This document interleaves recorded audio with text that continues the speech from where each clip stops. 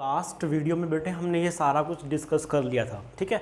एक पॉइंट और उसमें लिख लेना कि ये जो मैंने वेलोसिटी लिखी थी ना, ये गैस के लिए थी भाई, उनकी आरएमएस। तो वो वाली जो वेलोसिटी होती है यहाँ पे वो थर्मल वेलोसिटी बन जाती है इलेक्ट्रॉन्स के लिए। फॉर्मूला सेम रहता है, कोई दिक्कत वाली बात नहीं है, ठीक है। चलिए जी, अब जो नेक्स्ट में बेटे हमें डिस्कस करना है वो हमें डिस्कस करना है इलेक्ट्रिक करंट। कौन सा करंट भाई? इलेक्ट्रिक करंट की अगर मैं किसी कंडक्टर के अक्रॉस में पोटेंशियल अप्लाई करता हूं तो उसमें से जो इलेक्ट्रिक करंट फ्लो करता है भाई साहब वो कितना करता है। ओके, चलिए जी डिस्कस करते हैं बेटे उस चीज़ को। हाँ, बहुत बढ़िया, शाबाश। फिर से वही कहानी बेटे, ध्यान से सुनिए मेरी बात कि जो हमारे पास यहाँ पे पोटेंशियल हमें दे रखा है वो V वोल्ट है, मतलब पोटेंशियल डिफरेंस है V वोल्ट है। ऑब्वियस सी बात है, इस कंडक्टर का लेंथ कितना बेटे? वो है L, और यहाँ पे जो V आएगा वो E इंटू एल के बराबर आएगा, कोई शक वाली बात नहीं है, ठीक है।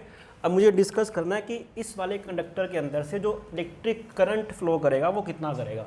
अगर इसका area of cross section capital A है, ठीक है, लेंथ है L, तो इसमें से इलेक्ट्रिक करंट कितना फ्लो करेगा, ठीक है। तो हमें इलेक्ट्रिक करंट निकालना बेटे, इलेक्ट्रिक करंट, बहुत बढ़िया, शाबाश।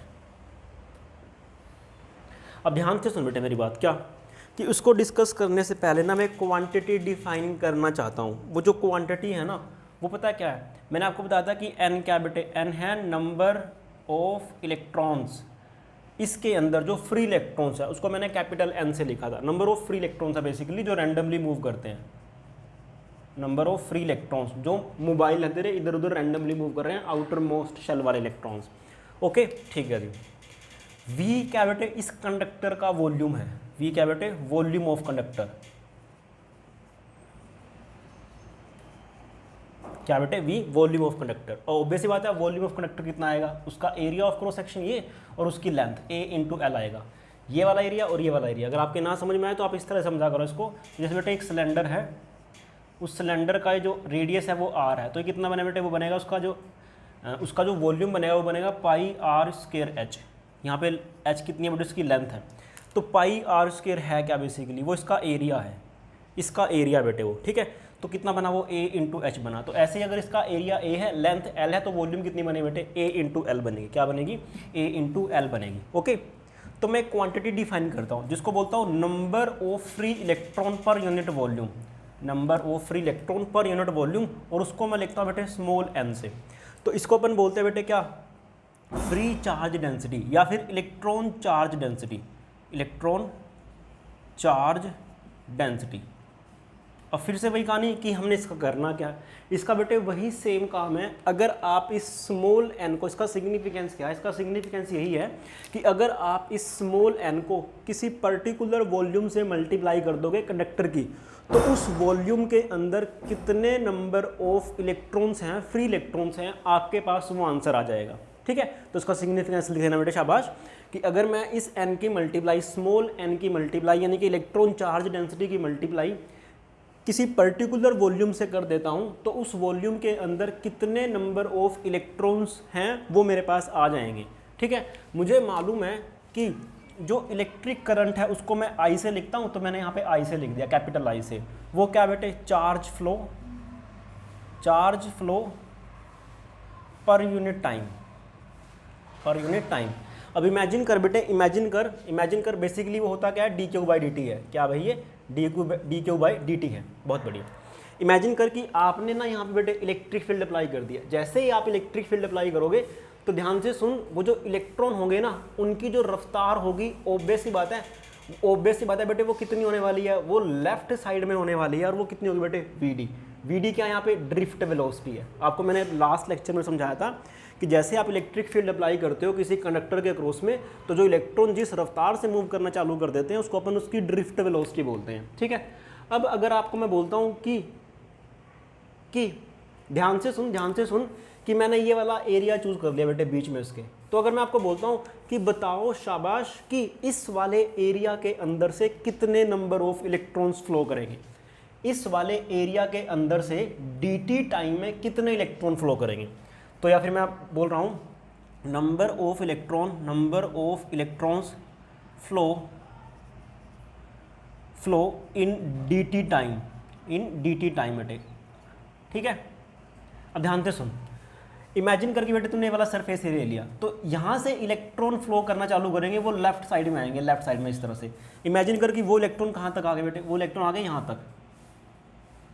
कितने टाइम में आए बेटे, dt टाइम में। अगर dt टाइम में आए हैं तो उसकी जो लेंथ बनने वाली है, ये बनने वाली बेटे कितनी, vd इंटू में dt, vd इंटू में dt, मतलब ये बना ना ये वाला लेंथ, ये कितना बन जाए बेटे, vd इंटू dt। vd क्या बेटे, उसका ड्रिफ्ट वेलोसिटी, dt क्या उसका टाइम है। ऑब्वियस बात है, डिस्टेंस किसके बराबर होता है, वेलोसिटी, डिस्प्लेसमेंट किसके बराबर होती है, वेलोसिटी इंटू में टाइम। तो मैं आपको बोल रहा हूँ कि dt टाइम के अंदर कितने नंबर ऑफ इलेक्ट्रॉन इस ब्लू वाले एरिया के अंदर से क्रॉस कर जाएंगे। तो अगर उनकी वेलोसिटी है v बेटे, तो जो यहाँ पे इसके अंदर इलेक्ट्रॉन थे ना, वो सारे के सारे इलेक्ट्रॉन कहाँ पर आ जाएंगे, ग्रीन वाले एरिया के अंदर आ जाएंगे। तो उतने ही टाइम में कितने नंबर ऑफ इलेक्ट्रॉन है बेटे जो इस ब्लू वाले एरिया को क्रॉस कर गए। ऑब्वियस ही बात है, ये सारे के सारे वही इलेक्ट्रॉन है जो इस सिलेंडर की वॉल्यूम में आएंगे, इस सिलेंडर की बेटे वॉल्यूम में आएंगे, ठीक है। तो सिलेंडर की अगर मैं वॉल्यूम कैलकुलेट करना चाहूँ तो उसका सरफेस एरिया बेटे कितना है, उसका सरफेस एरिया देखो बेटे, मैं इसको बाहर बनाता हूँ, कोई दिक्कत वाली बात नहीं है। ये मैंने बना, देखो ये छोटा सा बना लिया। यहाँ से लेकर के यहाँ तक की लेंथ कितनी बनी बेटे, वो बनी है vd into dt, vd into dt बेटे। और ये क्या है, उसका एरिया ऑफ क्रॉस सेक्शन है।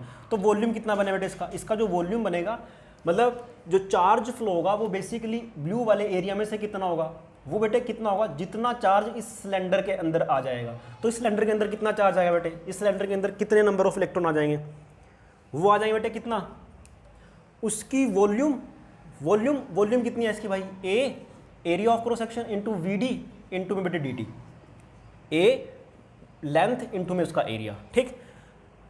तो dt टाइम में कितने नंबर ऑफ इलेक्ट्रॉन आ जाएंगे, ये तो रही भाई साहब वॉल्यूम। अभी में मैंने एक स्मॉल n डिफाइन करा है, तो स्मॉल n क्या कहता है कि अगर आप स्मॉल n की मल्टीप्लाई किसी पर्टिकुलर वॉल्यूम से कर दोगे तो आपके पास उस वॉल्यूम के अंदर कितने नंबर ऑफ इलेक्ट्रॉन है वो आ जाएंगे। आगे तो कितना है बेटे, वो आएंगे स्मॉल n की मल्टीप्लाई आप इसकी वॉल्यूम से कर दो, कैपिटल A vd इंटू में बेटे dt। होप आपको कि ये चीज़ समझ में आई होगी, ठीक है।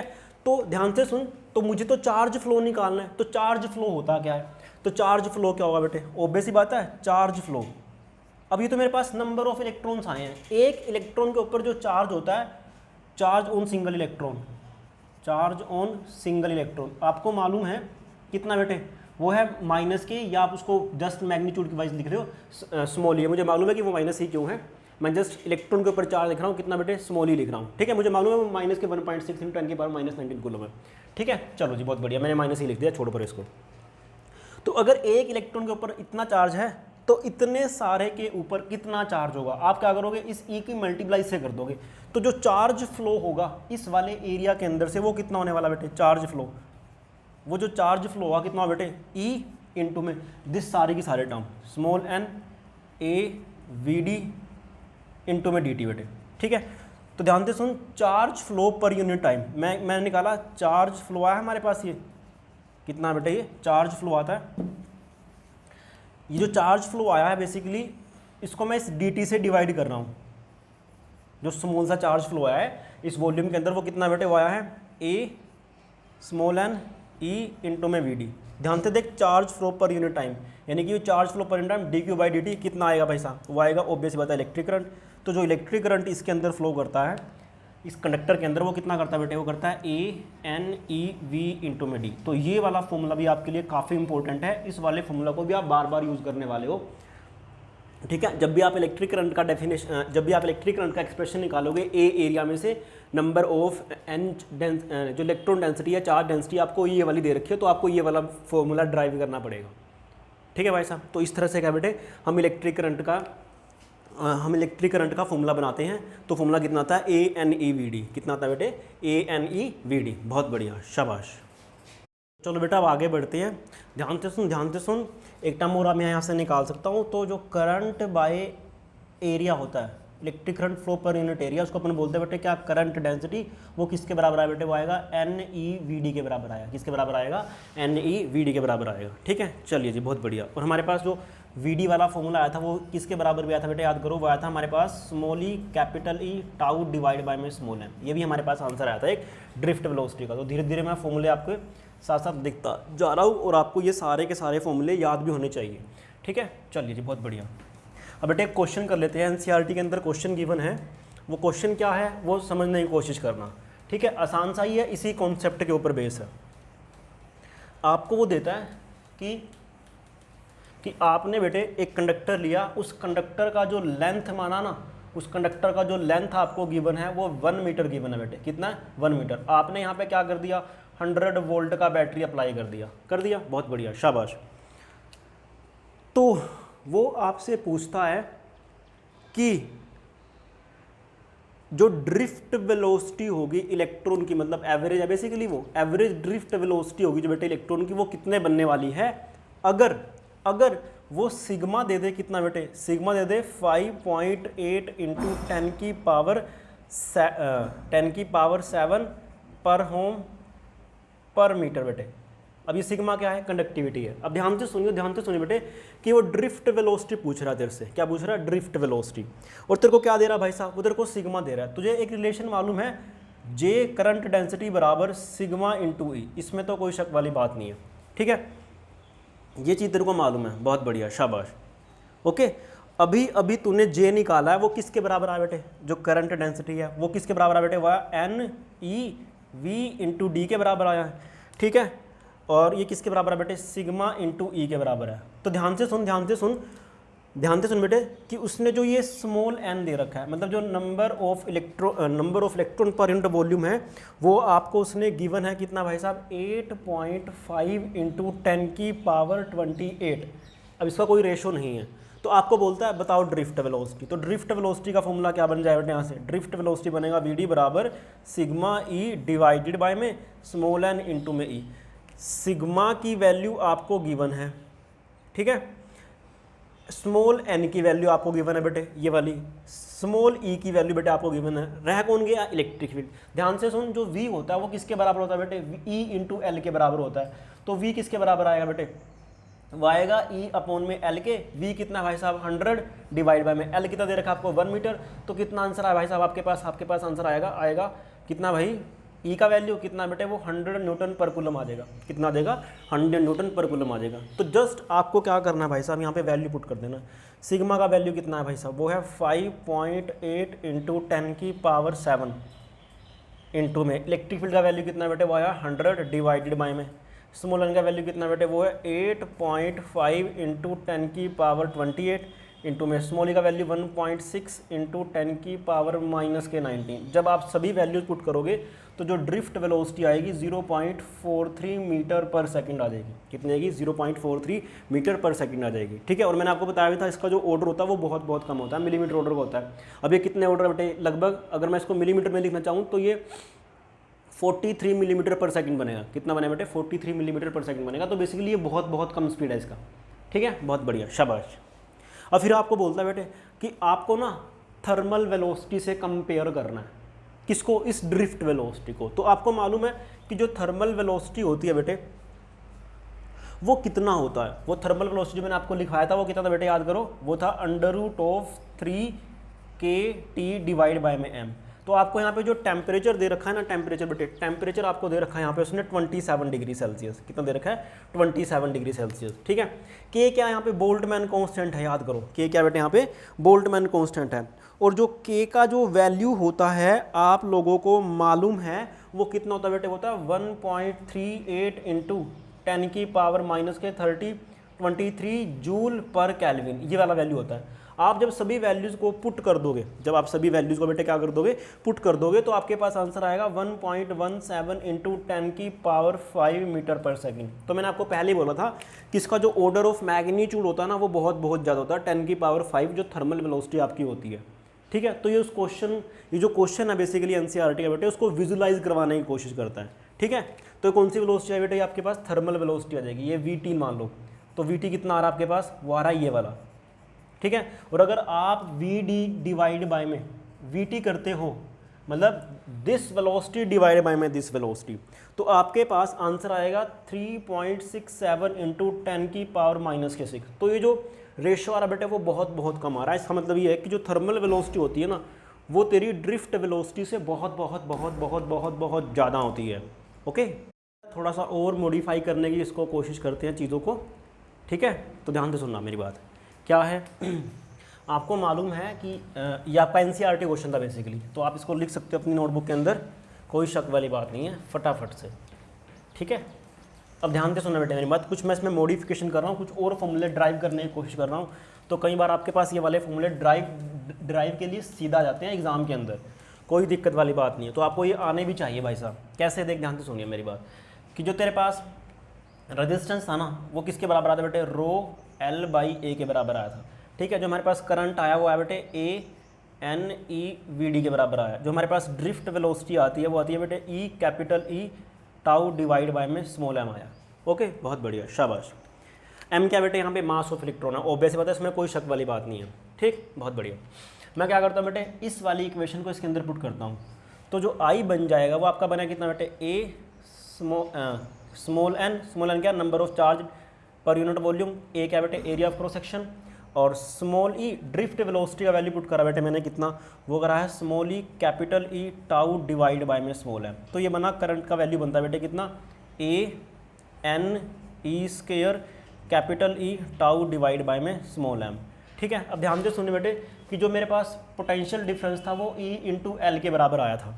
ठीक है, तो यहाँ से अगर मैं लिखना चाहूँ ई का वैल्यू, वहाँ से ई का वैल्यू किसके बराबर आया बेटे, वी ओवर एल के बराबर आएगा, ये v ओवर एल के बराबर आएगा। ठीक है, तो मैं जस्ट e का वैल्यू पुट कर रहा हूँ, i equal to A N E square V by L tau divided by में m बेटे। ठीक, बहुत बढ़िया, शाबाश।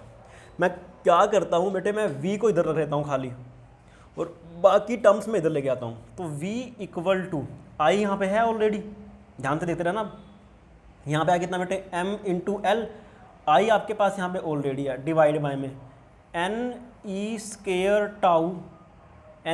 टाउ, और यहाँ पे क्या बचा बेटे आपके पास, यहाँ पे बचता है खाली a, खाली क्या बचता है बेटे, a बचता है।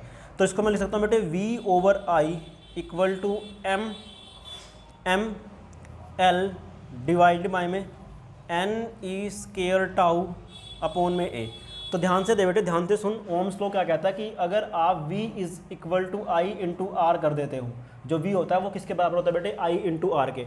तो जो v बनता है वो किसके बराबर बनता है बेटे, v ओवर आई, वो बनता है बेटे r के बराबर। यानी कि जो आपके पास ये वाली टर्म आ रही है ये किसके बराबर आ रही है बेटे, रेजिस्टेंस के बराबर आ रही है। किसके बराबर आ रही है, रेजिस्टेंस के। तो जो रेजिस्टेंस का जो फॉर्मूला है वो क्या है बेटे, वो है basically M L divided by में N E square tau into में a।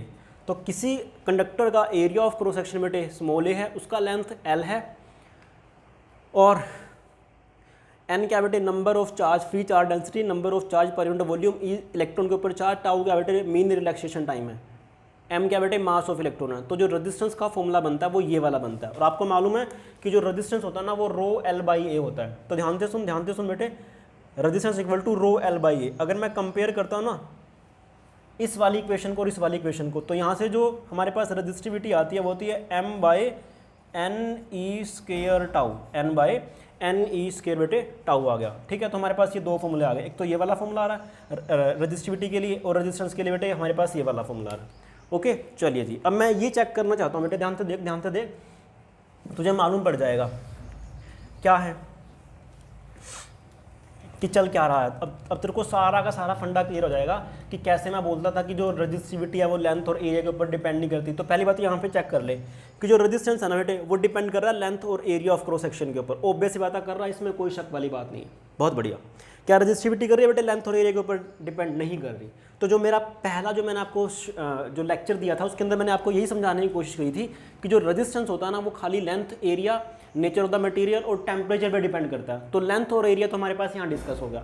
जो रजिस्टिविटी थी वो लेंथ और एरिया पे डिपेंड नहीं करती, क्योंकि इसके ऊपर कहीं पे भी लेंथ और एरिया नहीं आ रहा है, जबकि रेजिस्टेंस के अंदर आ रहा है। ठीक है, बहुत बढ़िया।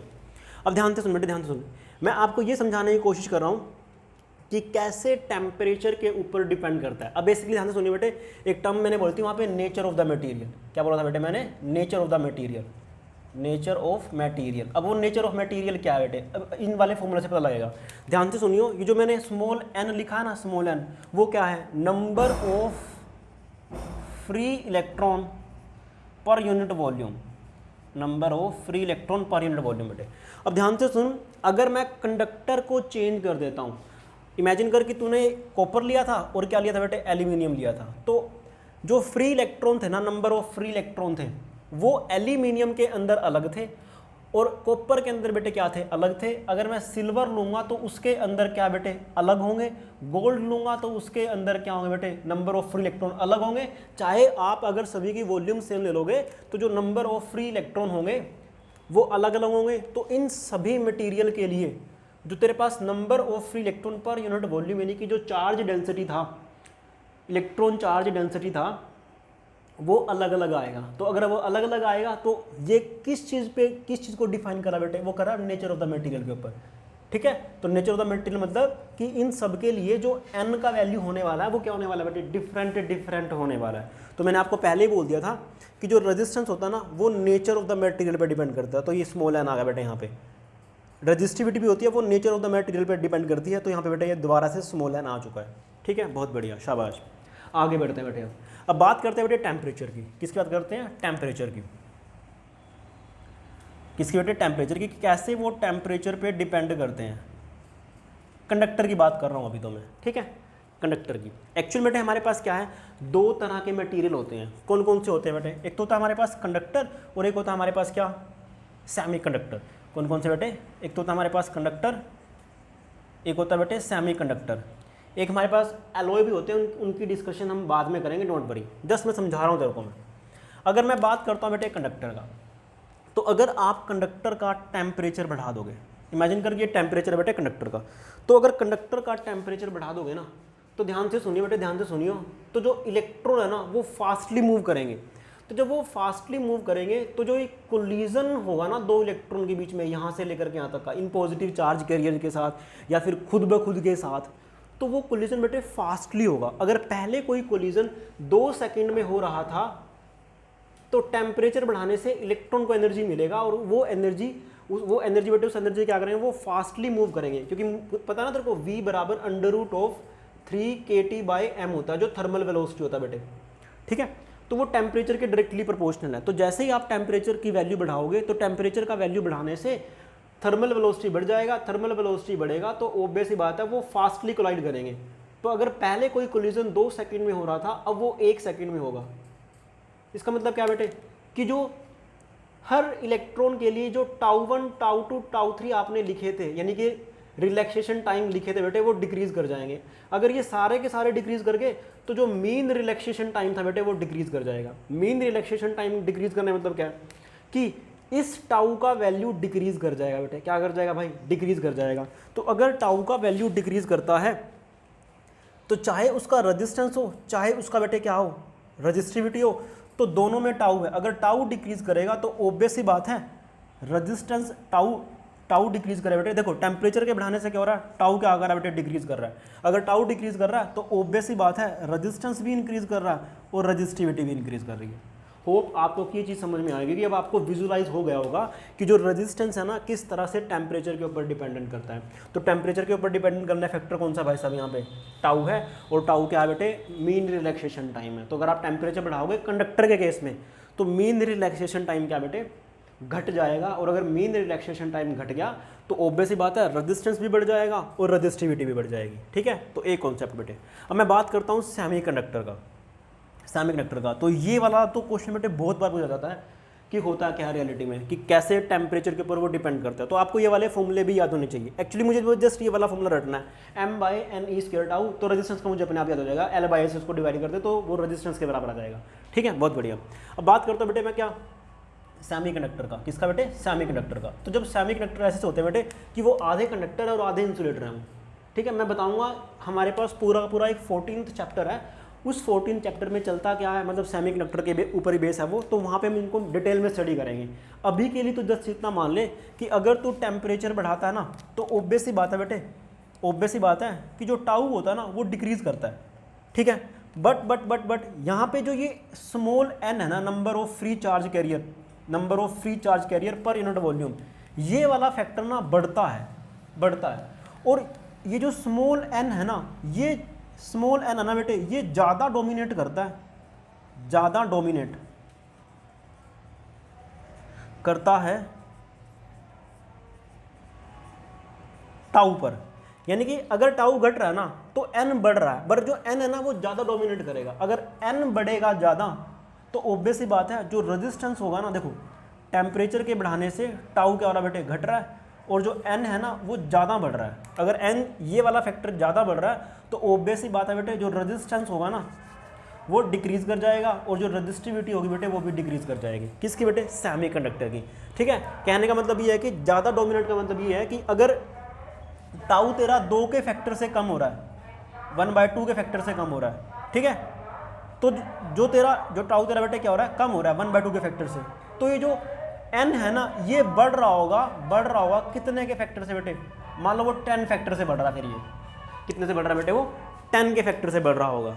ओके, तो आप बेटे ये रीज़न लिख सकते हो कि जब हम टेम्परेचर बढ़ाते हैं ना कंडक्टर के केस में तो उसका रेजिस्टेंस भी बढ़ता है और रजिस्टिविटी भी बढ़ती है। क्यों? क्योंकि भाई साहब उसका जो मीन रिलैक्सेशन टाइम है ना वो घटता है। आपके पास बहुत बार क्वेश्चन पूछा जाएगा यही वाला कि अगर मैं सेमीकंडक्टर की बात करता हूँ तो बेसिकली सेमीकंडक्टर में क्या होता है बेटे कि अगर आप टेम्परेचर बढ़ाते हो ना तो टाउ तो घटता है, बट ये जो एन है ना वो ज़्यादा फैक्टर से बढ़ जाता है, तो एन होगा वो ज़्यादा डोमिनेट करता है, मतलब फ्री जो चार्ज कैरियर होते हैं पर यूनिट वॉल्यूम वो ज़्यादा बढ़ जाते हैं। उसकी वजह से बेटे क्या है कि जो रेजिस्टेंस होता है ना सेमीकंडक्टर का वो घट जाता है, और जो रजिस्टिविटी होती है वो भी क्या कर जाती है बेटे, घट जाती है।